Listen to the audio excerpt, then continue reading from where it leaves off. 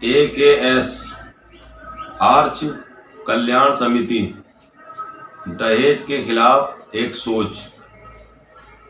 मेरे भाइयों, मेरे दोस्तों, मेरी माओ, मेरी बहनों,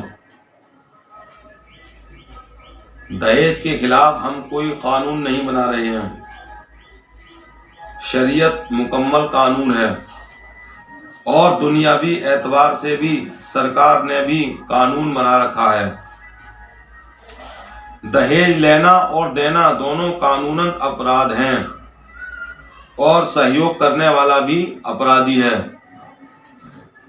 और शरीयत में भी दहेज लेना और देना दोनों गलत है, भारी तादाद में दिखावा करते हुए। अगर देना ही है तो माँ बाप को चाहिए कि बेटी को उसके बाप की जायदाद में से हिस्सा दें। हमें इसको फॉलो करना है जो बात कुरान शरीफ में आई है। सबसे पहले ये पहल लड़के वाले को करनी चाहिए। वो लड़की वाले से मना करें, मुझे दहेज नहीं चाहिए। जब लड़की वाला दहेज की नुमाइश करता है तब लड़के वाला कहता है, मैंने मांगा थोड़ी है, अपनी मर्जी से लड़की वाले ने दिया है। तो उस वक्त ये आपकी दलील चलने वाली नहीं है। मतलब आप मांग रहे होते हैं।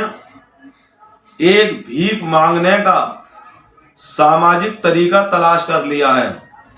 इसमें लड़की वाले भी अगर देते हैं तो वो भी गुनाह के भागीदार हैं, क्योंकि वो दिखावा करके जो दे रहे हैं, इसी की वजह से गरीब की लड़की घरों में जवान बैठी पड़ी हैं। उनकी जिंदगी नर्क बन चुकी है। शर्मिंदगी होती है उसके गरीब बाप को। और जो झूठी शान के लिए देते हैं लड़के वाले के मना करने के बावजूद भी, तो वो भी आखिरत में अल्लाह की बारगाह में हिसाब देंगे। यहाँ दुनिया में इनकम टैक्स वालों को हिसाब देना भारी पड़ता है, वहाँ उनका क्या बनेगा? अल्लाह की बना। मैं चाहता हूँ जिन भाइयों के लड़के हैं वो अहद करें, हम दहेज नहीं लेंगे, दिखावा नहीं करेंगे। सोचो मेरे भाइयों, मेरे दोस्तों, मैं आपको एक वाकया सुनाता हूँ। औरंगाबाद की एक लड़की ने किसी गैर मुस्लिम लड़के से शादी कर ली। तो हमारे एक आलिम दोस्त थे, वो उससे मिलने गए और जब उस लड़की से उन्होंने बात की तो लड़की ने कहा, मौलाना साहब, जिससे मेरी अब शादी हुई है वो 42वां लड़का है और इससे पहले 41 मुसलमान लड़के मुझे रिश्ता देखने आए थे, लेकिन तमाम लोगों ने मुझे सिर्फ इसलिए रिजेक्ट कर दिया क्योंकि मैं रंग की सांवली हूं। और उसके बाद मेरे पास कोई दूसरा रास्ता नहीं बचा था।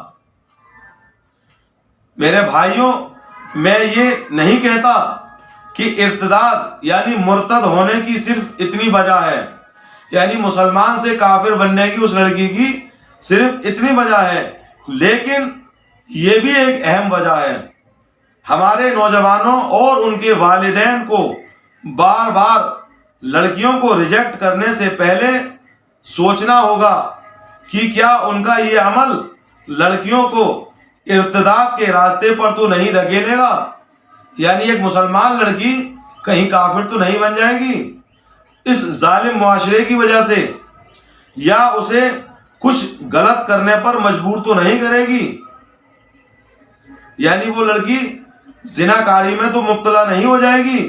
गौर कीजिएगा मेरे भाइयों, मेरे दोस्तों, याद रखो, अगर हमने और आपने निकाह को आसान नहीं किया तो फिर वो दिन दूर नहीं कि मुस्लिम बच्चियां भगवा लव ट्रैप का शिकार हो जाएंगी और भागकर किसी गैर मुस्लिम लड़के से शादी कर लेंगी, जिसके जिम्मेदार कहीं ना कहीं कौम के वो मालदार लोग भी हैं जिन्होंने सब कुछ जानते हुए भी अपनी कौम की भलाई के लिए कुछ नहीं किया होगा।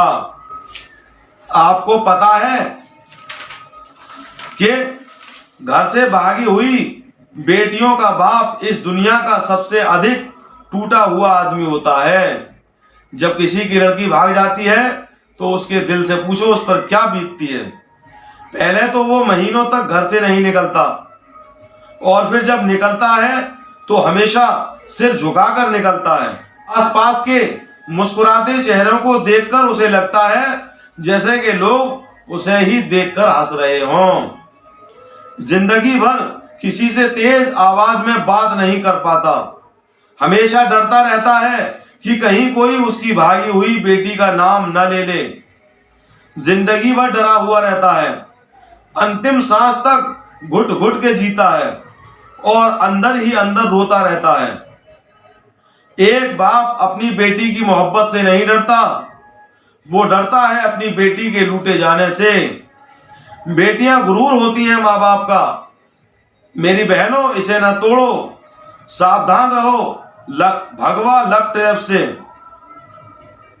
मैं अपनी इस्लामी बहनों से कहना चाहता हूं कि खुदा के लिए आप खुद और अपने माँ बाप और दीन इस्लाम को बदनाम न करो और दुनिया और आखिरत में जहन्नम की आग से बचो।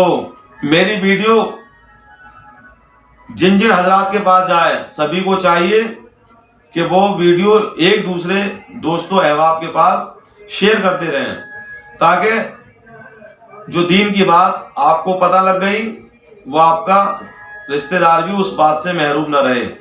क्योंकि हदीस पाक में फरमाया गया, बल्लिगु अन्नी वलौ आया, पहुंचा दो मेरी तरफ से अगरचे एक ही आयत।